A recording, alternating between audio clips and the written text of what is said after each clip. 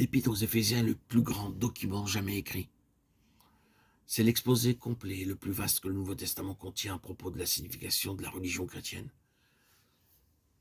fusionnant comme nulle part ailleurs ses aspects évangéliques, spirituels, moraux et universels. C'est la communication la plus sublime jamais faite aux hommes, qui fut transmise à partir d'une prison romaine par quelqu'un qui, selon sa propre estimation, était le moindre de tous les saints. Cette épître aux Éphésiens est l'une des plus nobles du Nouveau Testament, une épître divine qui rayonne par la flamme de l'amour chrétien et la splendeur de la lumière sainte, et d'où coulent des fontaines d'eau vive. L'œuvre la plus céleste de quelqu'un dont l'imagination même est meublée de choses qui sont dans les cieux. Dans cette épître, qui est la composition de l'homme la plus divine, se trouve toute doctrine du christianisme. D'abord, cette doctrine particulière au christianisme, c'est clairement l'épître de l'Ascension. Par elle, nous nous élevons comme sur des ailes de l'inspiration sur les hauteurs les plus divines. Mot après mot et pensée après pensée, ici, les lieux célestes, là, toute bénédiction spirituelle, puis les richesses, puis la gloire, puis le mystère, puis la plénitude, puis la lumière, puis l'amour. Tout semble, pour ainsi dire, laisser derrière soi une traînée lumineuse dans ce ciel profond et rayonnant. C'est l'expression la plus avancée, la plus sublime, la plus profonde, la plus définitive de l'évangile de Paul. Hâtons-nous de dire que notre propre appréciation n'est pas le résultat de la lecture d'appréciation comme celle qui se trouve donnée par tous les écrivains qui l'ont lu, tous les auteurs qui l'ont considéré, tous les lecteurs, auditeurs, auditrices qui ont entendu parler de cette lettre aux Éphésiens. Ces dernières ont été découvertes beaucoup plus tard. Nous sommes alors arrivés à notre propre conclusion après bien des années de lecture, de méditation sur cette épître aux Éphésiens et sur le ministère de Paul en général. Et nous sommes tellement heureux d'avoir notre jugement confirmé ou entériné par des hommes qui ont eu une connaissance tellement plus grande que la nôtre et qui ont eux-mêmes vu le sublime qui se trouve derrière cette épître aux Éphésiens. Ce qu'il y a de plus merveilleux, de plus grand et de plus sublime dans tout l'évangile réuni. Jusqu'à présent, nous avons seulement introduit l'épître aux Éphésiens. Son contenu, son enseignement et son message occuperont la majeure partie de notre préoccupation dans les audios que je veux me proposer de vous offrir, de vous publier, bien que tout cela reste encore très largement au-delà de notre compréhension. Avant de nous plonger dans ces profondeurs sans jamais aller beaucoup plus loin que la surface, nous devrons nécessairement prêter attention à l'homme lui-même et au fait que l'homme et son ministère sont une seule et même chose. Avant de procéder ainsi, rappelons à nos auditeurs auditrices un ou deux faits évidents mais impressionnants. Lorsque l'apôtre Paul se mit à écrire cette épître aux Éphésiens, il n'avait pas la moindre idée qu'il était en train d'écrire les Saintes Écritures, la Bible en partie. Sa seule pensée et son unique désir était de confirmer et de compléter tout le conseil de Dieu qu'il avait annoncé, sans en rien cacher, à Éphèse et d'un bout à l'autre de l'Asie mineure pendant les 2 années où il s'y trouvait, acte 19. Dans sa propre pensée, c'était une lettre qu'il écrivait, cela en vue d'un lieu et d'un besoin.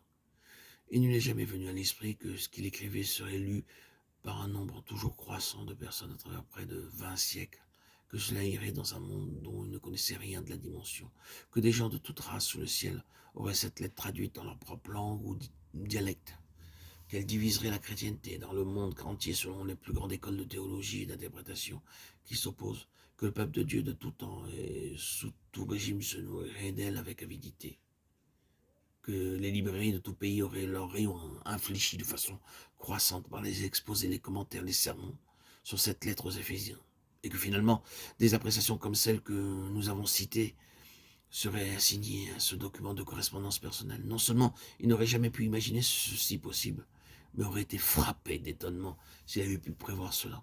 Quelle apologie de son témoignage, quelle justification de ses souffrances, quel dévoilement de la souveraineté et de la grâce de Dieu. Quelle inspiration et quelle force devrait être ceci pour quiconque souffre en communion avec Christ, et quelle preuve de la véracité de ses propres paroles. Votre travail ne sera pas vain dans le Seigneur, frères et sœurs en Christ bien-aimés. Ainsi, je me propose pendant plusieurs semaines de vous publier ces audios à partir des écrits d'Austin Spark, Theodore Austin Spark, qui m'a si inspiré, transformé par sa connaissance de l'Évangile, et qui m'a permis de poursuivre mon cheminement dans la sanctification afin de connaître, vivre la présence de Christ de manière féconde et non statique, dans une vie véritablement vécue présentement, par les explications que m'a donné Austin Spark depuis cette révélation qui m'a été faite en connaissant cette nouvelle église, l'église évangélique de Patmos. J'ai pu vivre et mesurer la grandeur de Christ réellement, comme jamais je n'ai pu la connaître.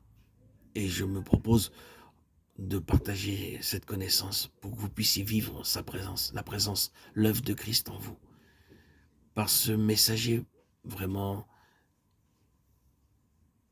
exceptionnel qui m'a tant donné, j'ai compris ce qu'est vivre Christ. Non seulement comprendre Christ, non seulement comprendre sa vie, le ministère qui nous est offert, mais vivre Christ dans sa chair, par la connaissance que Austin Spark nous permet de recevoir. Merci Seigneur Jésus. Et je peux dire comme l'apôtre, ce n'est plus moi qui vis, c'est Christ qui vit en moi. Par ces Galates 5:20, Galates 2:20, par ces messagers Seigneur Jésus, que tu m'as permis de connaître par cette grâce supplémentaire qui est pour moi un cadeau supplémentaire. La grâce par exception,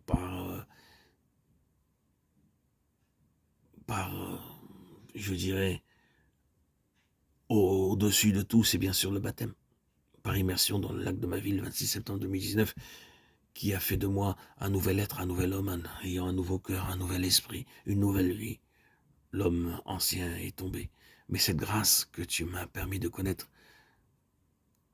Théodore Austin Spark, est pour moi un des cadeaux supplémentaires qui me permet de connaître, de vivre expérimentalement, présentement, la croissance, la véritable croissance, et non une croissance imaginaire. Merci Seigneur Jésus. Merci pour tous ces messagers comme Watchman Nee, frère Baxing, frère Verbon, tous ces écrits qui m'ont été donnés si généreusement par ces hommes, ces femmes de l'église évangélique de Patmos. Tous ces messages qui sont incrustés de manière indélébile dans mon être et qui a transformé ma vie. Je remercie bien sûr l'église de Haïti, les disciples de Jésus-Christ, qui, les premières années de mon avancée, de mon pèlerinage dans la sanctification, m'ont beaucoup apporté par leur fraternité, leur amour du prochain, leur chant unique, leur cantique, le cantique des anciens qui m'a tant apporté. Aujourd'hui, une nouvelle étape, un nouveau fondement, des nouvelles parcelles de ce que je connaissais pas m'ont été offertes, m'a été possible de connaître grâce au Seigneur Jésus. Merci Seigneur. Que je puisse toujours avancer et connaître d'autres écrits, d'autres messagers de Christ pour pouvoir aussi les partager. Car mon but, ce n'est pas simplement de recevoir, mais d'offrir ce que j'ai reçu. Ainsi est la volonté de Dieu, ainsi est la grâce de Christ, ainsi est le message de tout l'évangile. Vous avez reçu gratuitement, donné gratuitement. Telle est ma joie. Seigneur Jésus, je suis un vase choisi, je suis un vase élu. Et à cet égard, je te suis très reconnaissant. Et je me dois de transmettre, témoigner de cette grâce sublime qui est de te connaître et de vivre en ta présence. Amen. Gloire à Dieu au plus haut des cieux. Et paix sur la terre aux hommes qu'il aime. À toi, Seigneur, tout honneur, toute gloire pour les siècles des siècles. Alléluia. Amen.